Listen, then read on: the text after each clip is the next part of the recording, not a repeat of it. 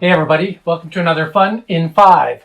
Bringing you today Splendor. This is designed by Marc Andre. It actually won the Golden Geek 2014 Board Game of the Year. And with good cause, there's a lot of good things to say about this game. Let's get into it. First off, I like the components in this game. The game is relatively fair priced, and what you get in it is quality. First off, you get this nice inserts. This game tray comes with it, emblazoned with the name Splendor. But all of the tokens fit nicely in there by color. The cards sort by difficulty, and the royalty cards fit in here as well. So everything you need fits nicely, and the rules sit on top. I've got some extra components from the expansion underneath, but the components for that is perfect. And in addition to that, what you're getting, the cards, they're decent quality. They're not linen finish, but they're durable. I haven't sleeved them, and they've lasted throughout many plays with the family. The tiles don't need to be thick, but they are. They hold up well, the royalty. And the most important component, the best component of this game, are the tokens, or the gems, if you will. They make a very nice sound. They're about the thickness of most poker chips without the riveted edges. And some stickers on either side that stay on very well. We've played, again, this game probably 20 or 30 times at least, if not more. And the stickers have stayed on and endured throughout that entire time. But the best part is they feel real clunky in your hand. So when you're thinking about what to do and it's not your turn, you might just do this and annoy your opponents, or it might help you think. You might feel like you're a master of gems playing with your coins on the table, restacking them and really trying to think about what you're going to do with them. So like that aspect of the game, these tokens are perfect.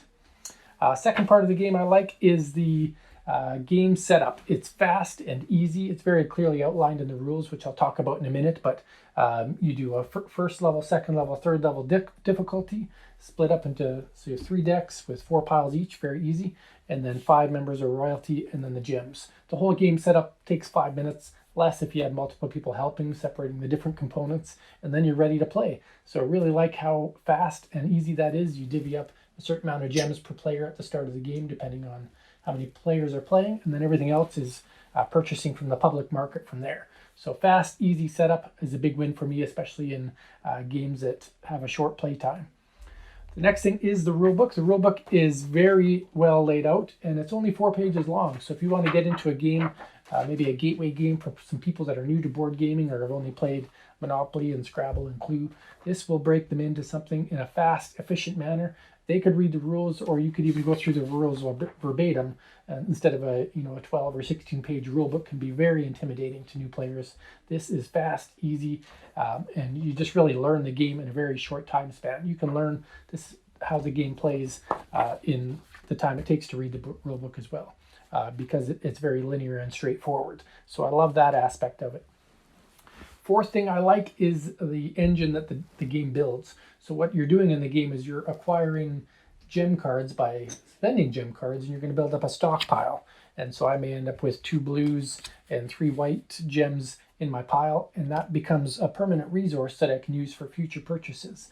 And so every time you're purchasing a card or acquiring gemstones on your turn, you're deciding which colors am I investing in, because that might decide what royalty members I'm going to try to gain favor to my side, and each one can only be favored once. Whoever gets to it first wins.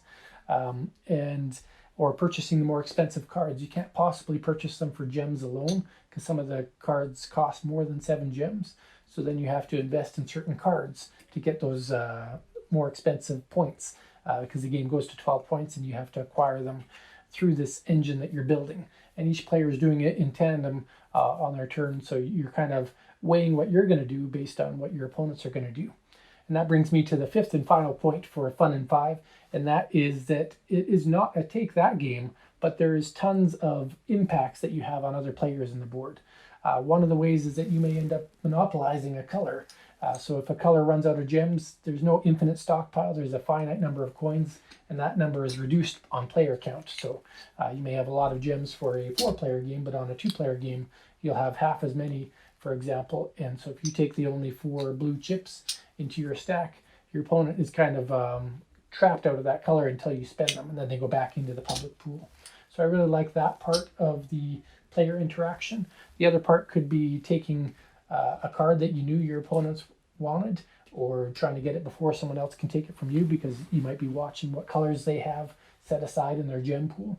or maybe trying to get the favor of one of these lords or merchants first, because the first person that gets it, like I said before, acquires it, and nobody else can get that. So if 2 or 3 players are trying to go for the same colors, it becomes very important on who gets these first, because each of them are worth 3 points in the game. So that player interaction without that direct take that, really subtly done, but adds a lot of strategy and elements to how you play your game. So enjoyed that. If you have not played Splendor, I highly recommend it. It's a great game to have in your collection, and if not, it's a great game to play with somebody. The good thing about this is you can set it up, play it 2 or 3 times in an hour, and then put it away. Really like that. It's fast and fun. So thanks for watching. Take care.